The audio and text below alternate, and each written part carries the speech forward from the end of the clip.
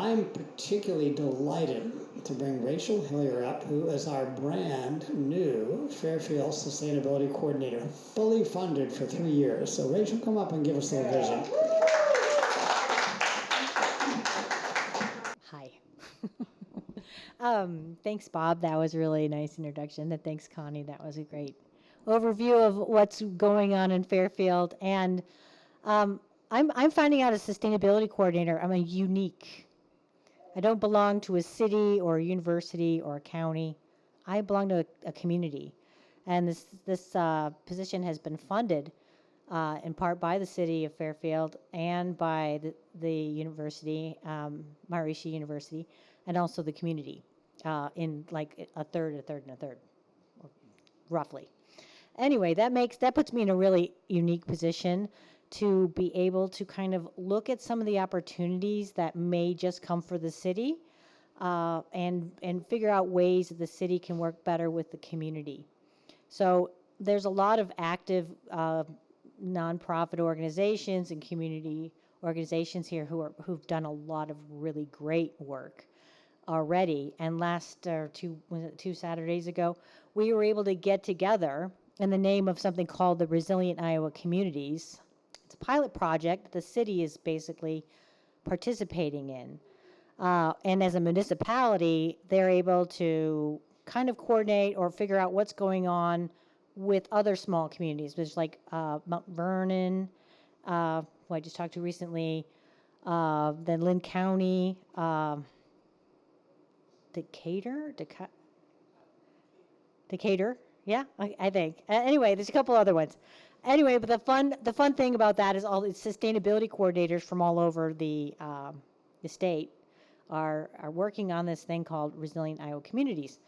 Well, one of the things that I'm looking at, some of the things that they're asking about, and wondering like, how does a community like ours, with a lot of active people, with a lot of great ideas and a lot of, initiatives, work within that kind of a construct? And since we're a pilot project, they get to talk to me about how do we cooperate better with the community, and hopefully form this. One of the things that happens a lot is that you have a government kind of a grant, or you have a university grant, and then they have these kind of overreaching best practices, and they're usually for large things, large cities, large farms, large everything. And then they're like, well, why don't we just make it smaller?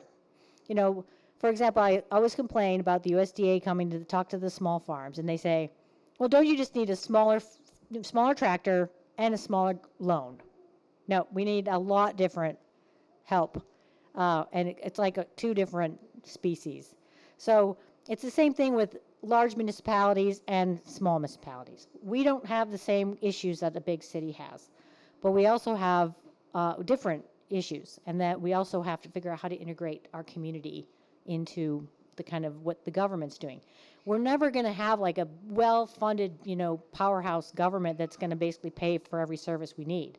So what's happened is the community stepped in and kind of created those social safety nets and the recycling programs and the solar initiatives and all the things that we really love in a sustainable community.